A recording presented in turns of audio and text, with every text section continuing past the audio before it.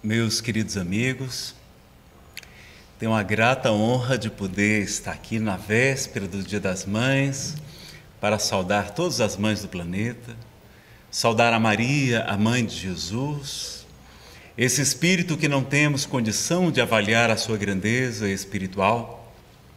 E na noite de hoje também endereçar a uma outra Maria, Maria Glaucineide, a minha mãe, que se encontra visitando a minha irmã, ajudando, auxiliando, como sempre o fez.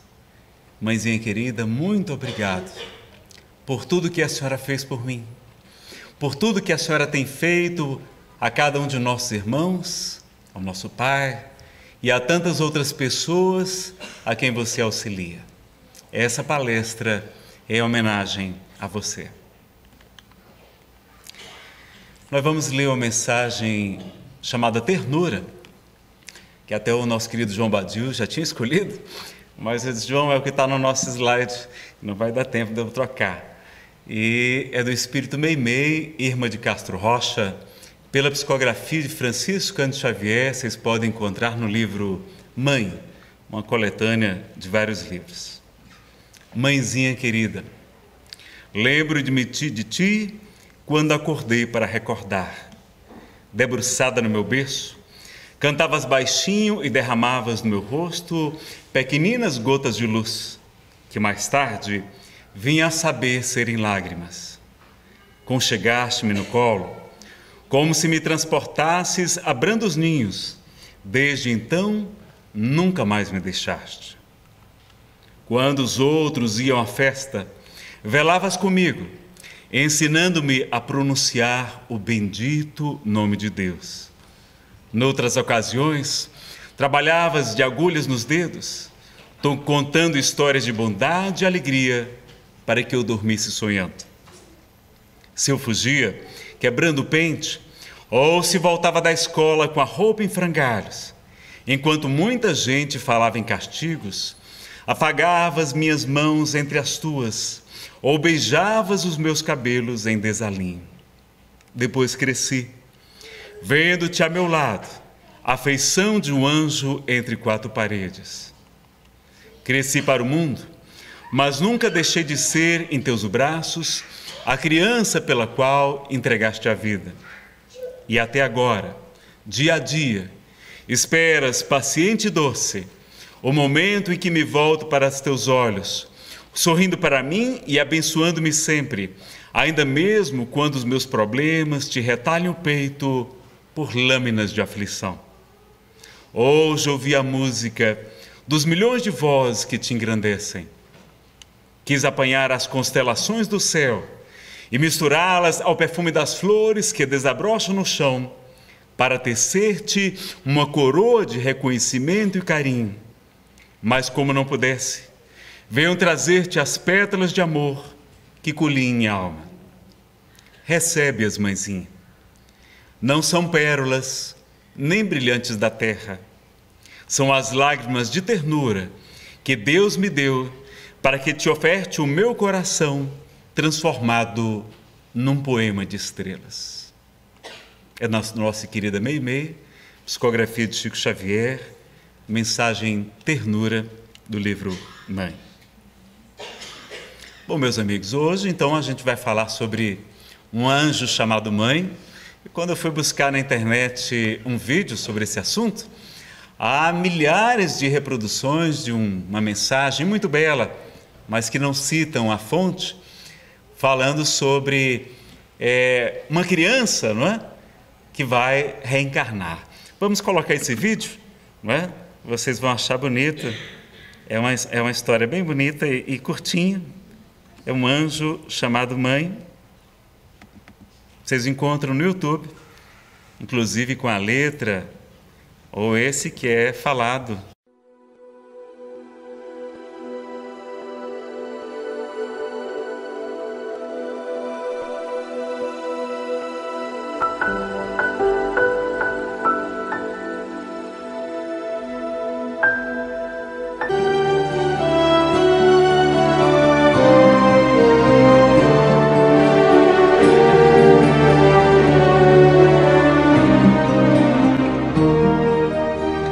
uma criança pronta para nascer perguntou a Deus: Dizem-me que estarei sendo enviada à Terra amanhã.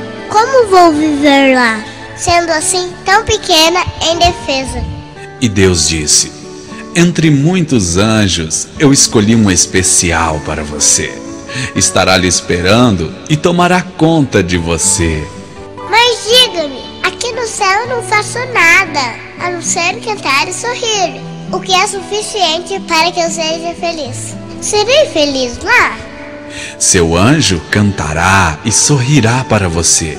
A cada dia, a cada instante, você sentirá o amor do seu anjo e será feliz. Como poderei entender quando falarem comigo, se eu não conheço a língua que as pessoas falam?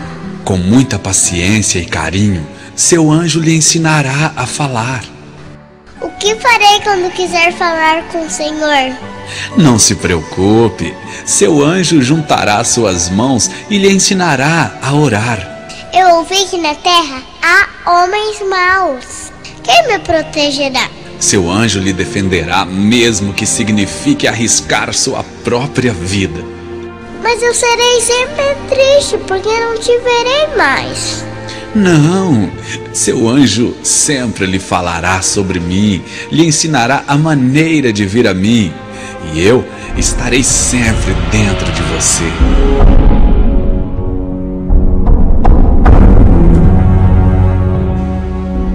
Nesse momento havia muita paz no céu, mas as vozes da terra já podiam ser ouvidas.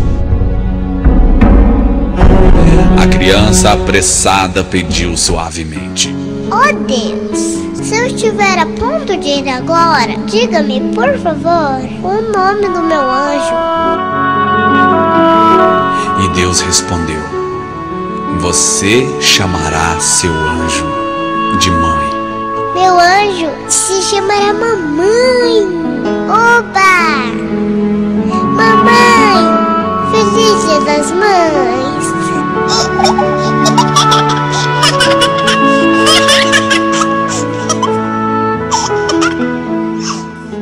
Bom, tem outros também, não é?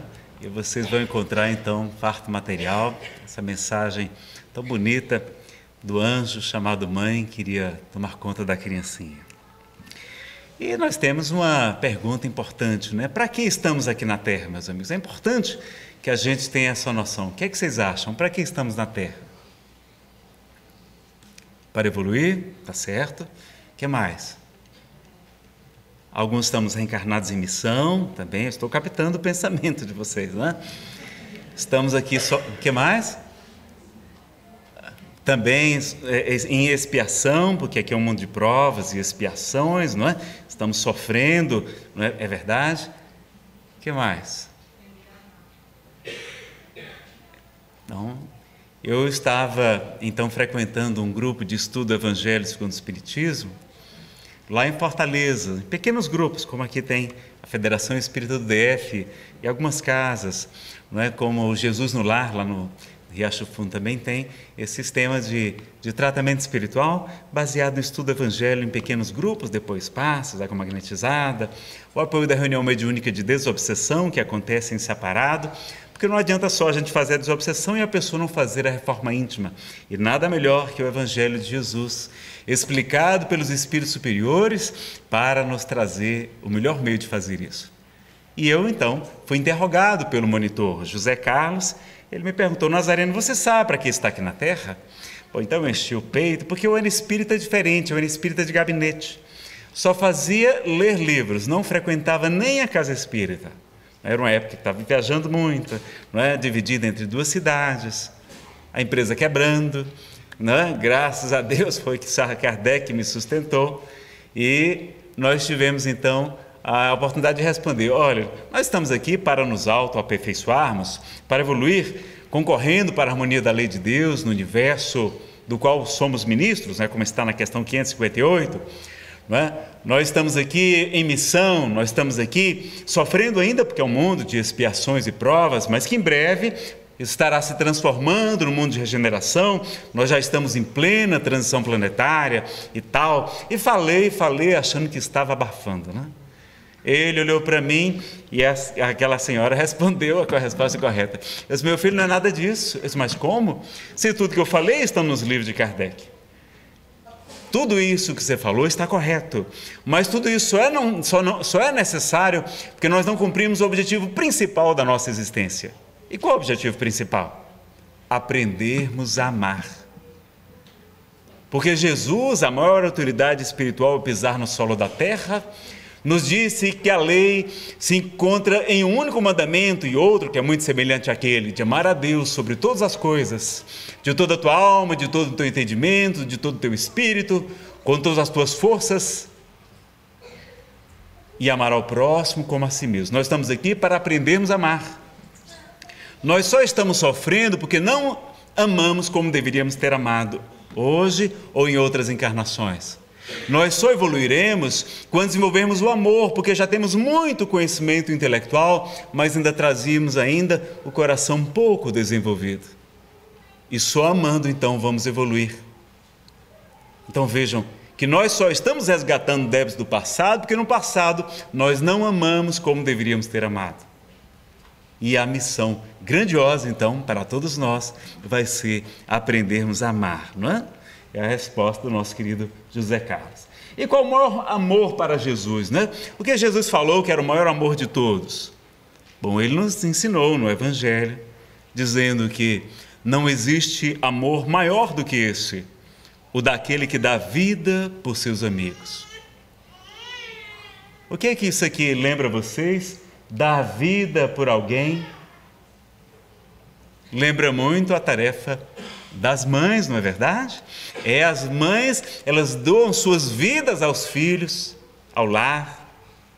Elas realmente cumprem o amor maior, como Jesus nos ensinou. É claro que o amor das mães aqui ainda hoje, ainda trazemos apego, trazemos projeções, não é? Trazemos aflições desnecessárias. Não é um amor ainda sublimado. Nós vamos ver aqui, inclusive, quais são a escala dos sentimentos. Isso aqui nós conseguimos com Alberto Almeida, o expositor querido, não é? O Livro dos Espíritos nos fala que a maior virtude é aquela realizada sem o interesse pessoal, aquilo que a gente faz sem pensar em alguma vantagem pessoal. E nós sabemos que começamos pelo instinto, depois pelo desejo, depois começamos a ter a posse, desenvolvemos simpatia por algumas pessoas, carinho, não é verdade? Temos aqui o amor fraternal, o amor filial, uma série de questões. Depois temos o devotamento, depois o amor renúncia e até o amor sacrifício. Então, nós podemos evoluir nos sentimentos até chegar ao amor maior, que é o amor de Jesus, o amor de quem se sacrifica pela humanidade, por amor a todos nós. E as mães já sabem esse amor devotamento, o amor renúncia, já sabem até inclusive um pouco desse sacrifício também, não é? Então está aí a informação do Livro dos Espíritos, que é sem o interesse pessoal. E quem era o Espírito Superior, meus amigos, que surpreendeu o irmão Jacó no livro Voltei pela sua grandeza espiritual? Quem sabe? Vamos ver aqui. O livro Voltei, essa era a capa antiga, não é? É o título Reencontro Emocionante, no capítulo 9, A Chegada. E ele vai dizer: meditando nas festividades cristãs dos tempos primitivos do Evangelho, notei que celeste bando de aves luminosas surgia longe, voando ao nosso encontro. Que pássaros seriam aqueles? Lera em vários ditados mediúnicos informes sobre a existência de aves diferentes das nossas, nas esferas espirituais vizinhas do plano físico, mas eram tão lindos os seres alados que me se revelavam aos olhos, que não hesitei em perguntar ao irmão Andrade quanto à procedência deles. Lembrem que irmão Jacó era Frederick Figner, não é? Um dos diretores da Federação Espírita Brasileira, um homem muito rico, dono das casas Edson, que ajudou muito a Federação em sua época, não é? Que viu sua filha materializada através da médium Ana Prado, durante várias oportunidades, ele e sua esposa, com as roupas, com os caracteres, com a voz, tudo a semelhança de Raquel, a sua filha, e ele vai se tornar-se espírita convicto e um grande trabalhador do movimento espírita. Mas ele chega ao mundo espiritual e percebe que não tem ainda luz, que há muitos espíritos muito mais luminosos do que ele, e aparece um bando que ele acha que são aves. Vamos ver. E ele pergunta ao irmão Andrade quanto a eles. Interpelado por mim, não ocultou o riso afável e esclareceu. Não são aves, e sim crianças. Estou informado de que vieram buscar a nossa irmã M. Eles não identificam o nome. E designou a professora, cujo corpo espiritual se caracterizava por formosas irradiações de luz.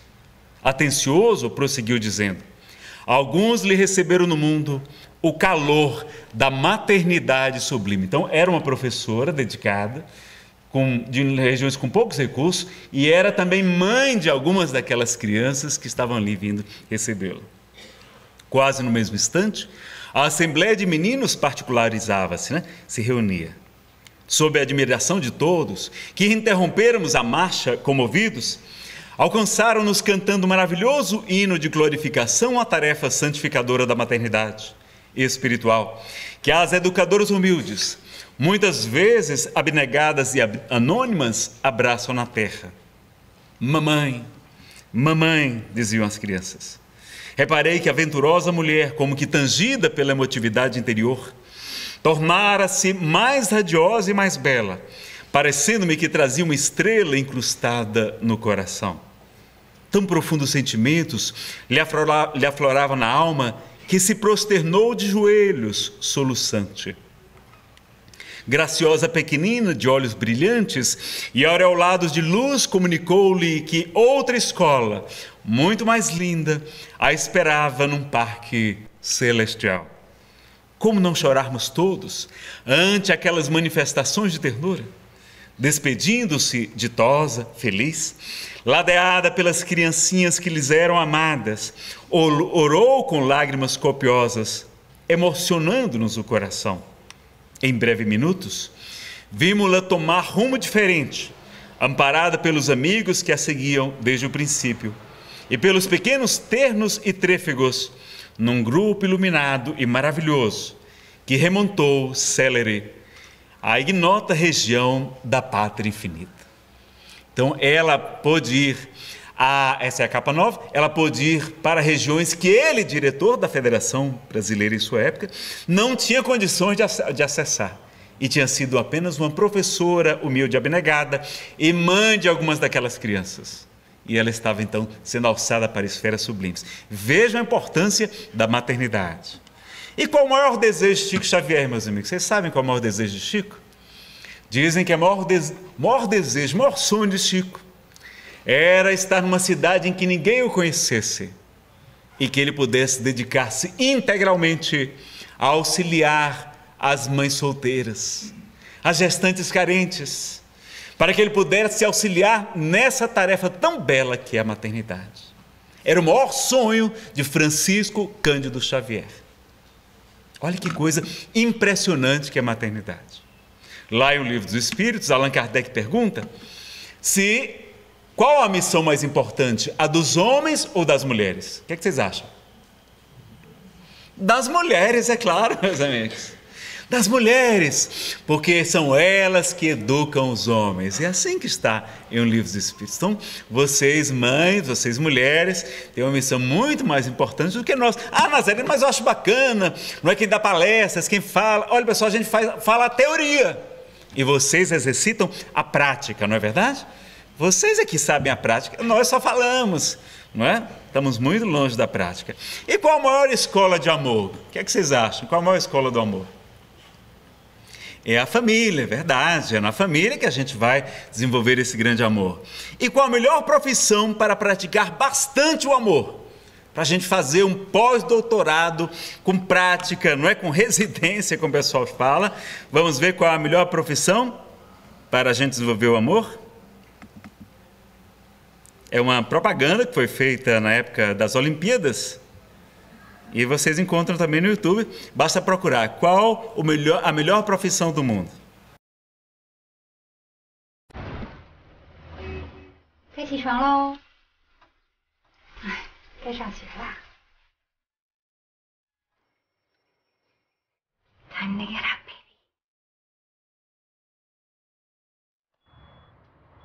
Come on. Up you can. Vamos acordar? Vamos que eu vou fazer um café da manhã gostoso pra você.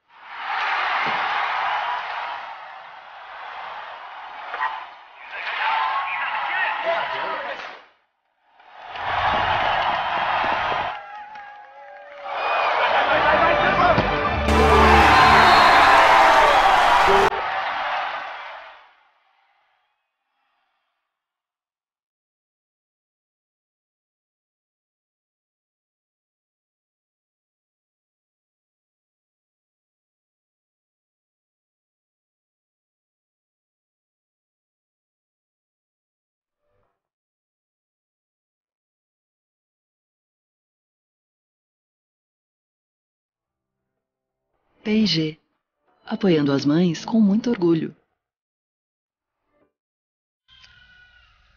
Tem muito material bonito sobre mãe, não é? Como elas são queridas e não é à toa. Então, a melhor profissão para a gente praticar bastante o amor, ser mãe, não é? Então, vamos estimular a maternidade. E o que fazer para ser salvo, meus amigos? O que está lá em O Evangelho segundo o Espiritismo, no capítulo, não é, que tem essa pergunta: o que deve fazer o espírito para ser salvo? A gente sabe aqui que é a salvação no sentido de... acho que agora pode acender, João, por causa da filmadora, desculpe.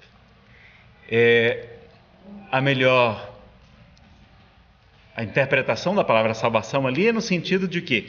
De que vamos passar para esse mundo de regeneração e continuarmos tendo autorização de reencarnar nesse planeta, não é?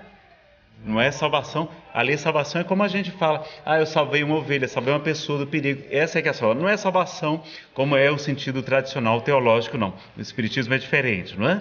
E o que é que Jesus nos fala? Tive fome e me deste comer. Tive sede e me deste beber. Estava nu e tu me vestistes. Estive preso ou enfermo e tu foste me visitar. Estive sem abrigo e tu me acolheste. Jesus, quando vai falar do único critério sobre a separação dos cabritos das ovelhas, daqueles que herdariam então esse mundo melhor, esse mundo de regeneração, porque na época da transição planetária já começamos a divisar isso, mas quando a Terra estiver na condição de mundo de regeneração, espíritos atrasados não terão mais autorização de reencarnar aqui, porque atrapalhariam a marcha dos bons. Eles emigrarão daqui para outros mundos, outras dimensões, outras áreas, onde eles poderão auxiliar com o que já acumularam aqui de conhecimento, de tecnologia, de progresso, mas eles não acompanharam a marcha do amor. Então Jesus faz da caridade a única bandeira, o único critério para separar os cabritos das ovelhas. É por isso que nós dizemos, não é fora da igreja X, Y, Z, não. É fora da caridade que não existe a salvação. Então, o que é que parece aqui? Tive fome e dei de comer? Mãe. Tive sede? Mamãe. Estava nu e tu me vestiste? Mamãe. Estava doente, né? Ou preso, tu foste me visitar. Quem faz isso? As mães. Estive sem abrigo, tu me acolheste em tua casa, em teu lar, me recebeste no teu ventre, me recebeste como filho. Que maravilha que é, então, nós estamos praticando o que Jesus exatamente nos pediu. Então vamos, não é, exercitar esse dom sublime que é a maternidade, meus amigos. Nazaré, mas eu não posso ter filhos por esse e tal motivo, não é? Então vamos adotar uma criança lá na colônia espiritual Nosso Lar. Vocês sabem por que lá é tão maravilhoso? Porque lá não existem crianças abandonadas. Aí não tem dependência química, não tem problema de criminalidade. Por quê?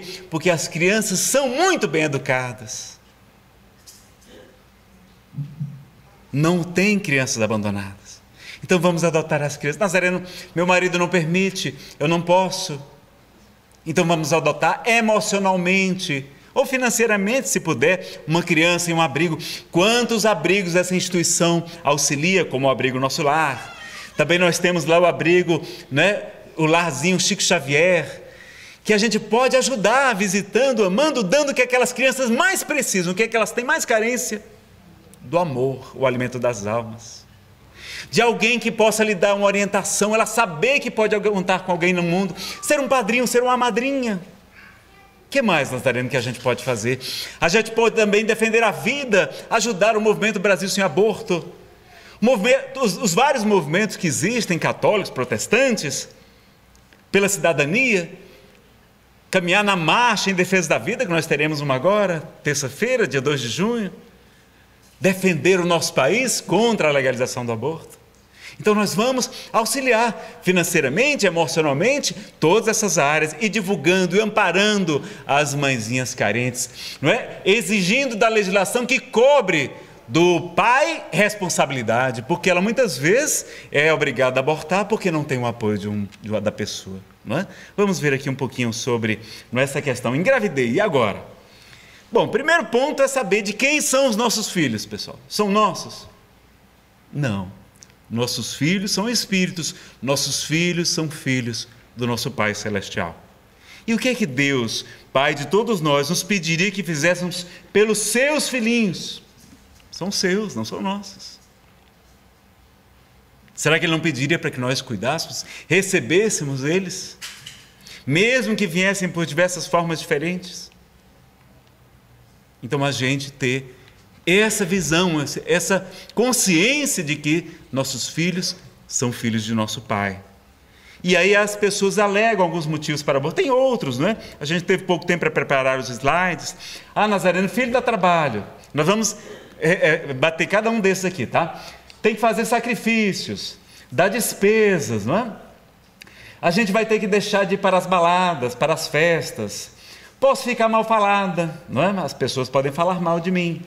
O corpo pode ficar menos bonito, não é? Porque ele se transforma um pouco com a gravidez.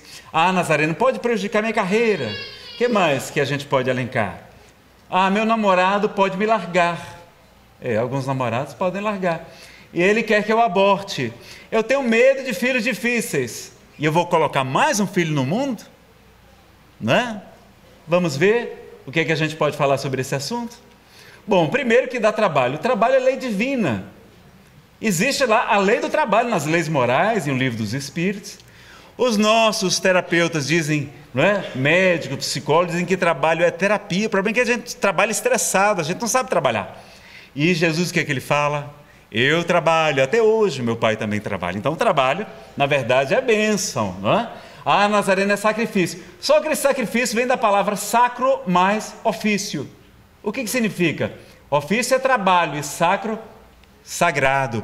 É um trabalho sagrado fazer um sacrifício, não é verdade? Então, melhor ainda, olha, é trabalho, não é? E ainda é um trabalho sagrado. Nazareno vai dar despesa. Só que a gente lembra, como ensina o Evangelho segundo o Espiritismo, no item, né, da utilidade providencial da fortuna, não se pode servir a Deus e a mamon, é o título do capítulo, que a riqueza é uma prova muito difícil, pois ela exacerba o nosso orgulho, o nosso egoísmo. Os dois maiores defeitos da humanidade nós desenvolvemos quando aumentamos a questão da riqueza. Então, dar despesa é bom também para a gente. Nazareno, mas as baladas, eu não vou poder ir para as festas, para o bailão sertanejo, não é para o forró, para aquilo outro. Olha, Chico Xavier vai contar uma história de um menino, filho de sua cunhada, que ficou internado no hospital psiquiátrico, e ele nascera com paralisia cerebral. Esse menino, não é? Dava trabalho, porque Chico é que tinha que cuidar. Eram 15 filhos, 9 do primeiro casamento, 6 do segundo, somente seu pai, Chico, trabalhando, seu irmão havia desencarnado. José Xavier, e ele cuidando daquelas crianças menores e dos sobrinhos também. E esse sobrinho, então, ele que enquanto embalava com o berço com um braço, com a outra mão ele psicografava. Olha o que Chico vai dizer. E disso vai dizer que Chico, aquela criança foi uma bênção em sua vida. Ele não falava, ele se comunicava pelo pensamento com Chico Xavier. E Chico criou uma grande afeição por ele. E ele disse que foi a sua bênção, porque graças a ele não podia sair de casa para as festas, né, para as coisas. E Deus sabe o que é que ele estaria fazendo no meio do mundo. Então ele vai dizer que foi sua bênção. Esse menino desencarna aos 13 anos. E a primeira pessoa que ele vai pedir aos espíritos superiores para poder visitar, porque ali era um alívio para ele, porque ele era muito perseguido pelos espíritos obsessores, e aquela encarnação num corpo deformado, com aquelas questões todas, os seus inimigos não o reconheceram. Então era um alívio, era uma moratória para ele. Mas quando depois dele cumprir outra etapa no mundo espiritual, a primeira pessoa que ele vai visitar, quem é? Chico Xavier, que agiu como a mãe daquela criança durante tantos anos. Há também o Evangelho segundo o Espiritismo, uma passagem em que vão falar com o Espírito Vianney, vão levar uma criança cega para que ele a curasse, porque o cura d'Ars era conhecido então pelas suas curas, pela sua grande caridade. E ele vai dizer uma mensagem tão belíssima, dizendo que poderia sim curar aquela criança, mas que ela não sabe talvez o grande benefício que estava sendo aquela prova da cegueira, que ele impedia muitas vezes de ir para essas festas, para essas coisas, para as distrações do mundo. Jesus nos fala que no final dos tempos muitos estarão distraídos. Então ele vai orientar, vai explicar que é melhor não curá-la para em seu próprio benefício, porque com a visão talvez fosse pior para ela na sua evolução espiritual. Olha que coisa! Então, a gente precisa, não é, compreender. Então, olha, ver balada pode ser perigoso. Maledicência, podem falar mal de mim, Nazareno. E o que é que o Cristo de Deus vai nos ensinar? No Sermão do Monte, ele nos explica nas bem-aventuranças. Bem-aventurados sois vós, quando vos injuriarem e perseguirem, e disserem todo mal contra vós, por causa de mim. Regozijai-vos, alegrai-vos, não é? Porque grande é a vossa recompensa, pois assim perseguiram os profetas que vos antecederam. Então Jesus fala que a gente ser perseguido, ser mal falado, ser criticado, porque estamos fazendo algo que ele gostaria que nós fizéssemos, que é grande a nossa recompensa no mundo espiritual, que a gente deveria se alegrar, mas a gente está querendo muitas vezes a recompensa do mundo. Queremos aplauso do mundo, não é? Queremos que isso é vaidade, meus amigos. Querer que todos gostem da gente, todos nos aprovem. Isso é vaidade, não é só preocupação excessiva com a aparência pessoal, não. Nazareno, a beleza, não é? A beleza, nós vamos ver aqui que a mulher feliz e realizada fica mais bonita e tem muito mais alegria de viver. Ela fica mais bela, os olhos brilham, não é? Do que muitas vezes essa questão somente da aparência física. E Emmanuel vai nos ensinar que feiura, olha, é proteção espiritual. É como se fosse uma armadura. Vocês lembram dos grandes missionários de Jesus? Alguns deles só. Madre Teresa de Calcutá era bela fisicamente, meus amigos? Não, não era bonita. Irmã Dulce da Bahia também era bela? Não, Irmã Dulce não era nenhum tipo de modelo. Francisco Cândido Xavier era belo, meus amigos, era bonito? Não, não era bonito.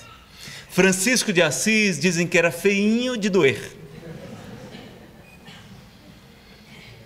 Será que não era proteção espiritual? Porque aqueles homens e mulheres tão maravilhosos poderiam muitas vezes, não é, fazer com que outras pessoas se apaixonassem? Então a gente vê feinho, olha que maravilha, está protegido. Enquanto que a beleza talvez pudesse ser uma causa para a nossa perdição. Então vejam, não é? Como a maternidade só tem coisas boas. Nazareno é a carreira. Só que será que a gente não está se preocupando muito com o materialismo? Será que isso não é egoísmo? Não é vaidade? Não é ambição desmedida? E Jesus nos fala daquele homem muito rico, que começa a acumular muitos bens, os celeiros já estão repletos, ele manda construir um maior ainda, para então que a sua alma descanse e goze em paz. E Jesus vai dizer: louco, hoje mesmo levarei tua alma. Então vejam que a gente está buscando acumular tesouros na terra, quando deveremos buscar primeiro os tesouros no reino dos céus, e tudo mais nos será acrescentado, porque o Pai sabe do que temos necessidade. Ah, Nazareno, se o namorado me largar, olha, minha filha, se ele te amasse mesmo, jamais te largaria. É melhor que largue logo, para você não perder seu tempo, não é não? É melhor. Ah, mas se ele quiser me obrigar a abortar, ele e os outros serão responsabilizados também, não é? A equipe médica, a família, se lhe obrigar também. Mas você será a maior prejudicada. Não vale a pena o aborto. Somente nos prejudica a nós e prejudica muito os nossos bebês, nossos bebezinhos, não é verdade? Então a gente sabe, hoje numa palestra não é sobre aborto, mas quando os espíritos no livro Entre a Terra e o Céu, no livro Religião dos Espíritos, André Luiz e Emmanuel, respectivamente, falam das muitas consequências do aborto. E temos já pesquisas médicas várias nos países em que o aborto foi legalizado. O número explodiu, porque agora legalizado já está sendo usado como método contraceptivo. E aí o número aumenta. Quando não aumenta era porque as estatísticas eram super infladas, como agora no Uruguai foi legalizado, e o número que era estimado altíssimo caiu para um terço. E ainda foi o ministro lá dizer: está vendo quando legaliza como diminui? Quando era porque a estatística era mascarada como o próprio um dos maiores abortistas do mundo, o Dr. Bernard Natterson, vai confessar no Congresso em Madrid e também no livro América que Aborta, quando eles manipulavam as estatísticas querendo a legalização do aborto no Brasil, que aconteceu em 1973. Então vejam, e quantas consequências, hoje as pesquisas todas comprovando muito mais câncer de mama, muito mais câncer de útero, muito mais hemorragias, muito mais gravidez ectópica, muito mais dificuldades de engravidar, muito mais esterilidade, muito mais problemas de toda sorte, depressão, transtorno do pânico, alcoolismo, dependência química, até mortes violentas. A Marli Virginia, doutora, pesquisadora aqui do GDF, grande estudiosa do assunto, católica, ela vai dizer, não é, inclusive, que as mulheres morrem mais ainda por causa de morte violenta, como atropelamento, como a casa pegar fogo. Até tem estatística até para isso. Ela talvez não consiga explicar, mas a gente sabe que muitas vezes o espírito pode não perdoar a mãezinha e tornar-se um obsessor espiritual, prejudicando ela nesta vida. Então ela que queria ganhar a vida, perdê-la muitas vezes por causa de uma obsessão gravíssima. E a gente sabe da dificuldade.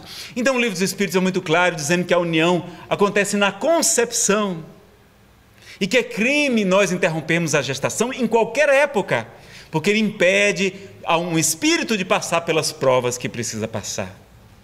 Então vejam que nós já temos essa consciência, esse entendimento, mas precisamos explicar isso para outras pessoas, porque hoje o materialismo graça em toda parte. As pessoas já não têm mais a fé, a convicção religiosa, o respeito pelas instituições, pela igreja, e nós precisamos explicar. E há um livro da Federação Espírita Brasileira, o que os espíritos dizem sobre o aborto.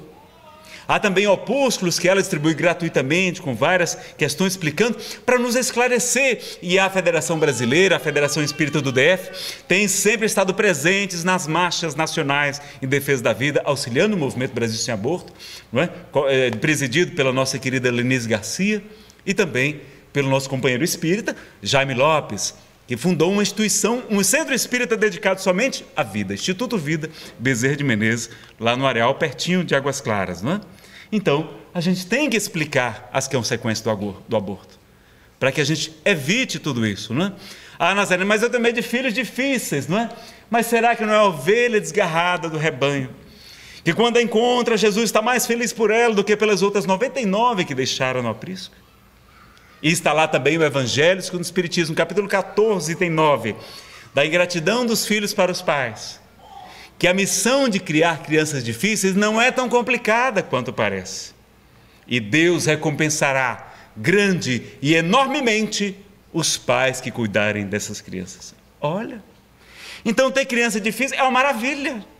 Eu já falei para eles, olha, eu não quero mentor, espírito superior reencarnando como filho, não. Eu quero que venham logo os obsessores. O mentor eu quero que continue me inspirando, me auxiliando, não é? E os obsessores saiam, não é? E venham, para que Jesus fala, apressa-te para pagar o que deves.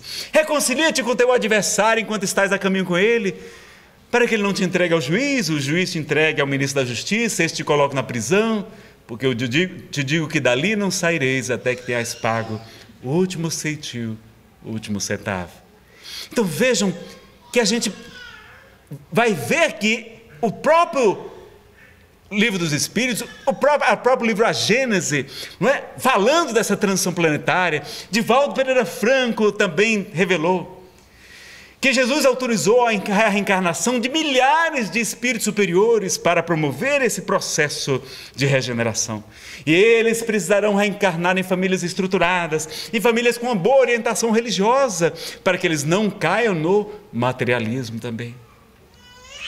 Então nós precisamos compreender a missão dos espíritas, de acolher esses espíritos. Vocês sabem quantos filhos Divaldo Pereira Franco tem? Aliás, vamos fazer nossas preces por ele. Ele teve uma pneumonia recente e precisa estar se reabilitando, mas precisa sim das nossas vibrações. Ele tem 672 filhos adotivos.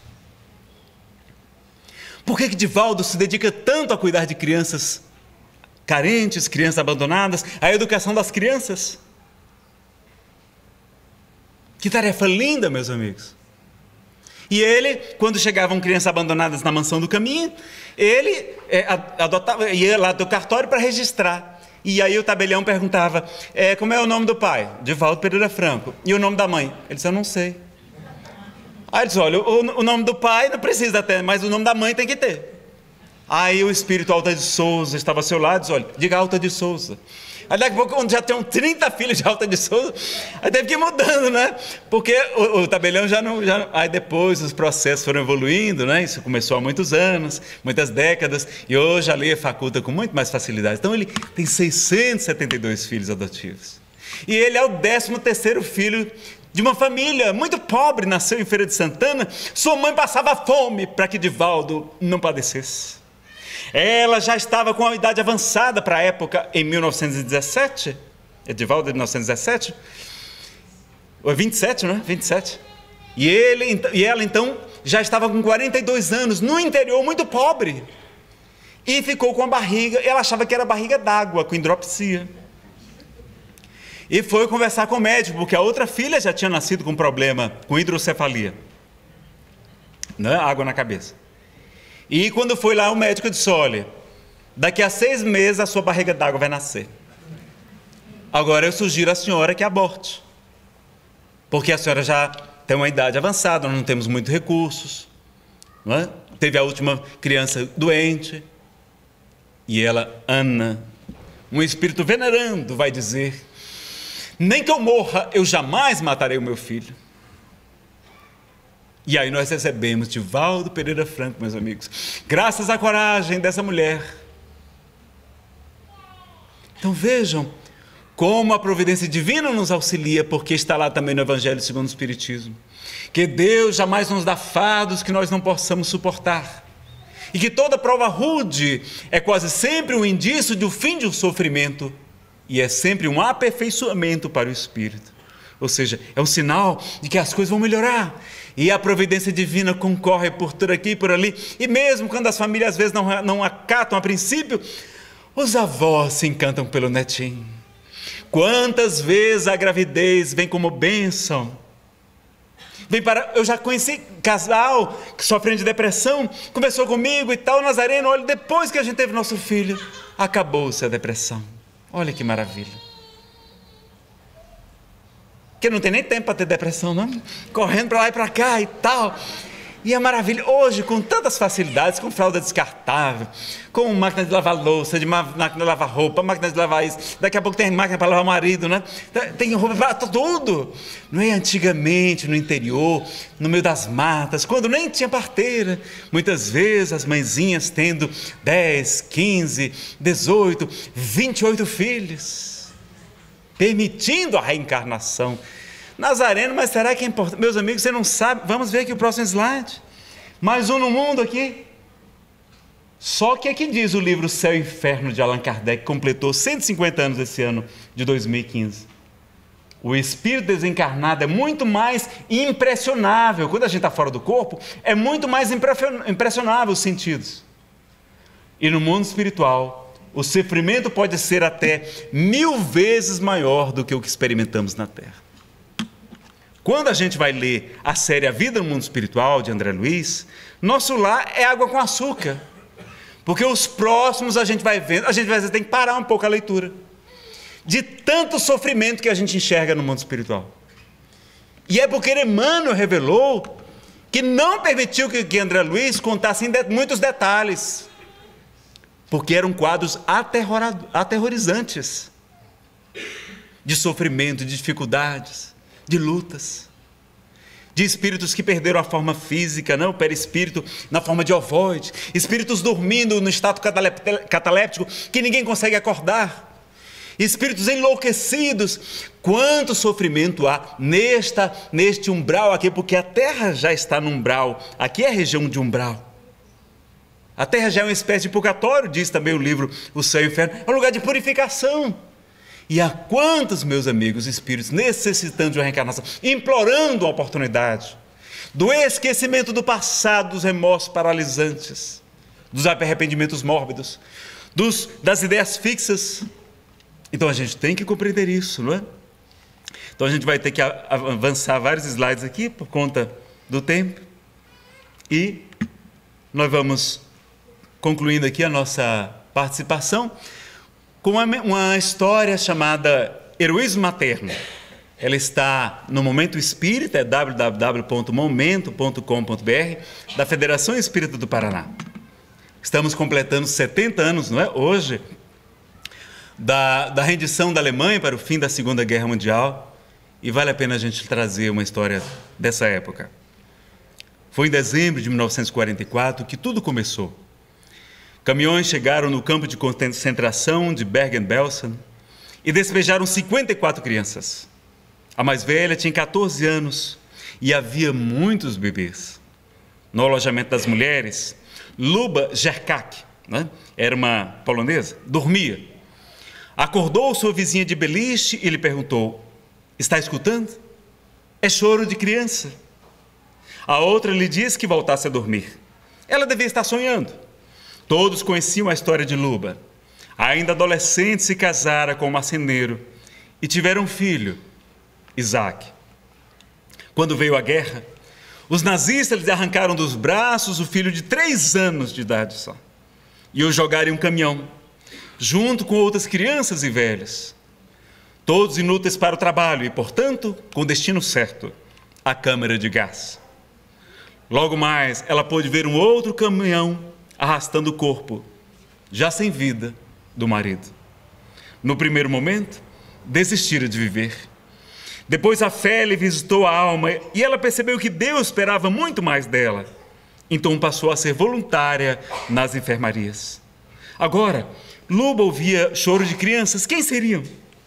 Abriu a porta do alojamento e viu meninos, meninas, bebês apinhados, em choro, no meio do campo. Separados de seus pais, se encontravam desnorteados e tinham fome e frio. Luba as trouxe para dentro. E porque protestassem as demais ocupantes do infecto alojamento, ela as repreendeu, dizendo: vocês não são mães? Se fossem seus filhos, diriam para que eu os deixasse morrer de frio? Eles são filhos de alguém. Em verdade, o que suas companheiras temiam era a fúria dos soldados da SS. Luba agradeceu a Deus por lhe ter enviado aquelas crianças.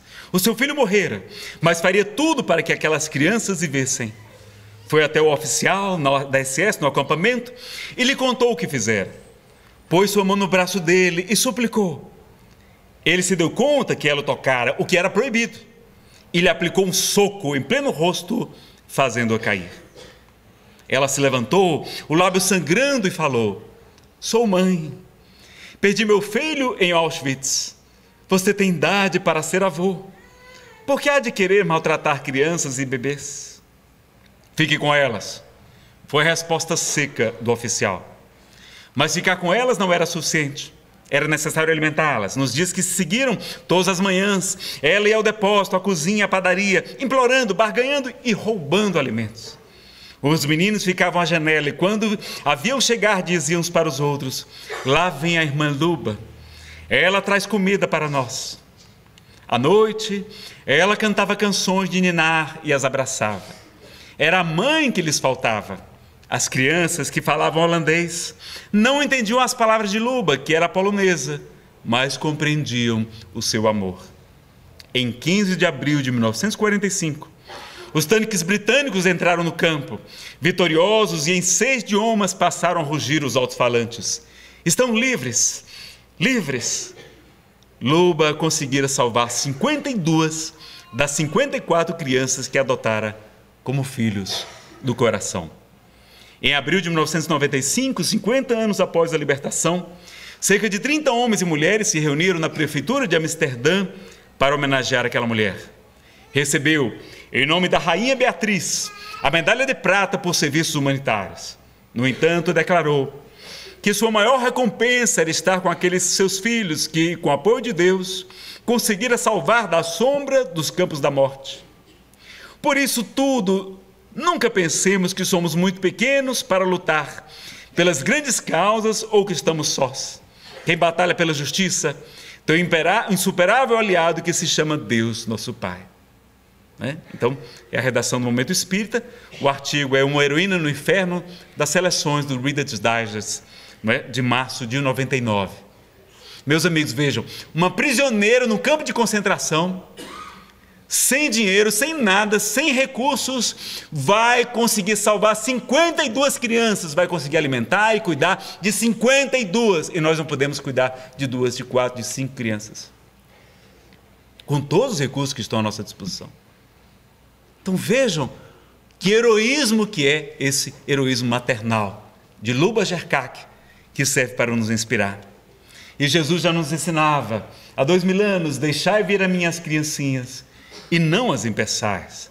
Na Anunciação, Maria de Nazaré é visitada por um anjo, e ele vai dizer: alegra-te, Maria, ó cheia de graça, pois o Senhor é convosco, bendita és tu entre as mulheres. Não temas, Maria, porque conquistaste a benevolência do Senhor. Conceberás e darás luz a um filho, e tu o chamarás Jesus. Ele será grande e será chamado o Filho do Altíssimo. E ela, de joelhos, vai dizer: eis a serva do Senhor, faça-se em mim conforme a sua vontade. Ela devia ter de 13 a 16 anos de idade, e vai dizer que faça-se a vontade de Deus, não é verdade? Vamos, por fim, fazer um convite a todos vocês. Terça-feira, dia 2 de junho, às 14 horas, a concentração no Eixo Monumental, próximo à Torre de TV aqui em Brasília, Distrito Federal, a 8ª Marcha Nacional em Defesa da Vida, não é? Contra o aborto. Vamos participar da marcha, meus amigos, divulgá-la também. Tem um vídeo, não vai dar tempo, e solta aviso aqui para quem é de Brasília, sobretudo. O novo Código Penal vai ser votado diretamente no plenário do Senado nesta terça, dia 12 de maio, terça-feira que vem agora, às 17 horas. Ele não passou pela CCJ, onde estava, e um recurso de urgência levou-o para o plenário, e ele vai ser votado em plenário. Então, tudo pode acontecer lá, pode ser aprovado a legalização do aborto no Brasil. Então, o texto original, que está lá, não é muito bom, do senador Vital do Rego, ex-senador Vital do Rego, está melhor do que o substitutivo do senador Pedro Tax, mas nós estamos pedindo que as pessoas solicitem a manutenção da atual legislação sobre o aborto, porque ele tem vários outros pontos, não é? Mas a gente pedir no site do Senado, senado.leg.br, ou 0861 2211, para a gente, né? E quem puder comparecer na sessão lá do Senado também, às 17 horas da terça-feira. É o convite do Movimento Nacional da Cidadania pela Vida, Brasil Sem Aborto. E também teremos de terça a 23 de maio, no Cine Brasília 106 Sul, o 5º Festival de Cinema Transcendental. Os ingressos são apenas 2 quilos de alimento, não é? Vocês podem trocar os ingressos aqui na Comunhão de Brasília, não é? Vamos ter o filme Nos Passos do Mestre, Frei Galvão, Arquiteto da Luz, Rap. No sábado, 2 filmes às 15 horas, Povo Dourado Somos Todos Nós, e no sábado, às 19 horas, Data Limite, segundo Chico Xavier. Tem aqui na Comunhão os ingressos, tem na Cine Brasília, na 106 Sul, que é bem aqui pertinho, na Cult Vídeo, da 215, Legião da Boa Vontade, também na Livraria Paulinas, lá no setor comercial, e mais informações no cinetranscendental.com.br. É de graça, a gente solicita apenas 2 quilos de alimento, você troca o alimento aqui na recepção da Comunhão, vocês já podem trocar, já está disponível, tá certo? Então, acho que já está no nosso horário, né? Só agradecer, não é? Posso fazer a prece já? Aí a gente já aproveita e já faz a prece. Que tal uma música como prece, né? De Roberto Carlos, ele é católico, mas a música muito bonita para todos nós. Nossa Senhora. Um pouquinho a luz.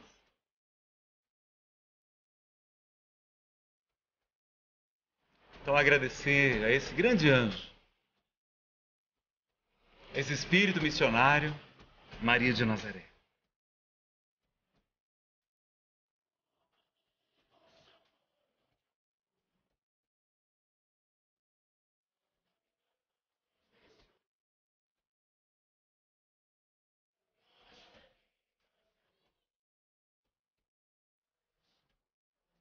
Ajuda-nos, mãezinha.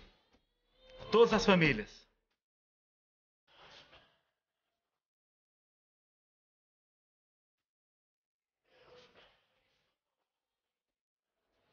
Com teu exemplo.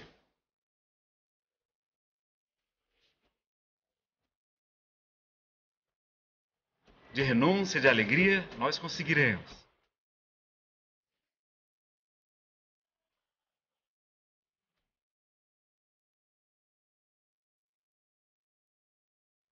Ajuda-nos, mãe, a perdoar a todos e a nós mesmos também.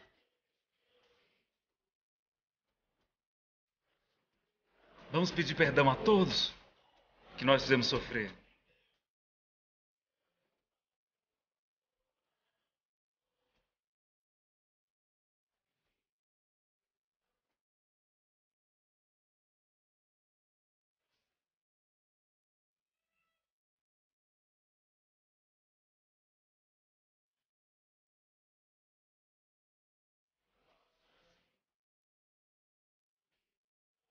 Vamos cantar. Cuida do meu coração, da minha vida, da minha família, da minha mãezinha, dos nossos destinos.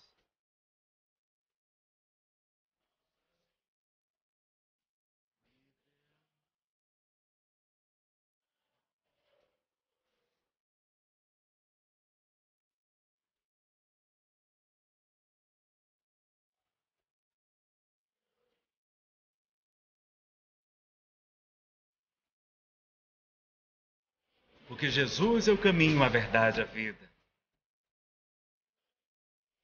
Cuida de nós, mãezinha. Cuida de todas as famílias, de todas as crianças. E ajuda-nos a sermos instrumentos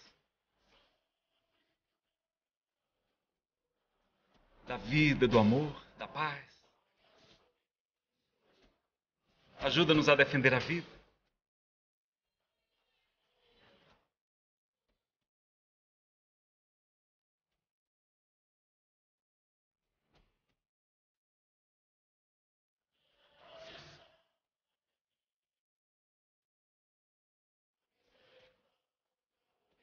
Tanta gente sofrendo, mãezinha.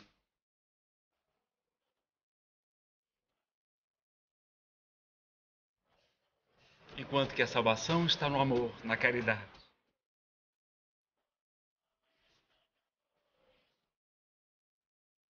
Espíritos imperfeitos ainda.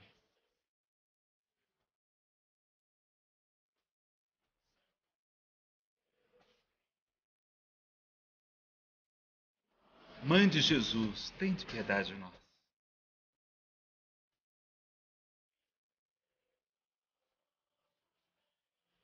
ensina-nos a humildade.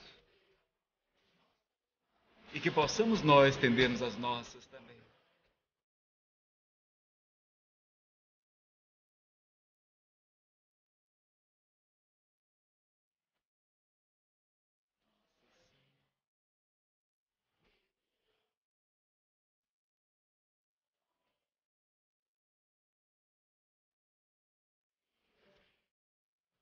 Da minha família, de todas as famílias,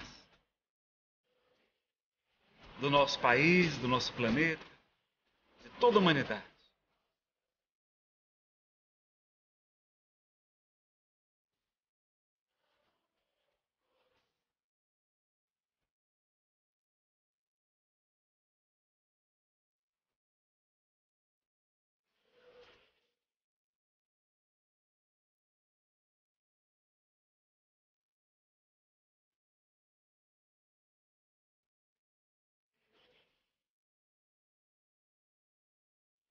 Ajuda-nos a cuidar das crianças,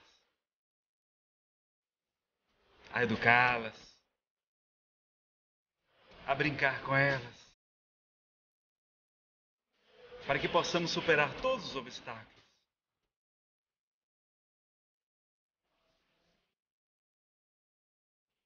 E fazer o amor nascer em toda parte, valorizando a educação e o caminho, mesmo daqueles mais difíceis, porque o Pai nos confiou essa tarefa. E assim, mãe querida, com a certeza que a caridade cobre a multidão de pecados, com a certeza de que Jesus nos disse, porque muito amou, seus pecados foram perdoados, e que podemos modificar o nosso futuro através do bem, do amor e da caridade, te pedimos, ajuda-nos a sermos instrumentos do amor, da paz, da vida, da esperança e da fé em toda parte para todos os nossos irmãos e humanidade, e que possamos auxiliar, sobretudo, as nossas crianças, as crianças de nosso Pai Celestial. Que assim seja.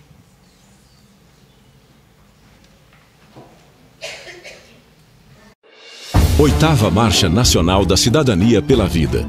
Brasil sem aborto. Por que legalizar a morte se queremos vida? Participe da Oitava Marcha Nacional da Cidadania pela Vida. No dia 2 de junho de 2015. Concentração a partir das 14 horas, atrás da Torre de TV, no Eixo Monumental, Brasília. Não fique fora dessa luta. Garanta os direitos do bebê por nascer. Movimento Nacional Brasil sem aborto.